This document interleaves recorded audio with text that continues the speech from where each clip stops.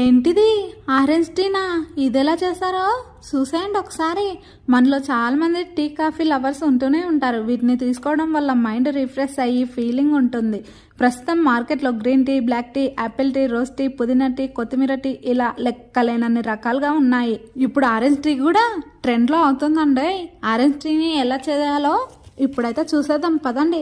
1 cup నీరు, 1 tea spoon tea పొడి, 2 స్పూన్ల చక్కెర. ముందుగా ఒక ఆరెంజ్ని కట్ చేసి దాని తొక్కను వేరు చేసుకొని ఆ గిన్నెలో నీళ్లు తీసుకొని అందులో ఆరెంజ్ పంచదార వేసి మరిగించాలి. తర్వాత ఆరెంజ్ తొక్కని తీసుకొని టీని వడగట్టుకోవాలి.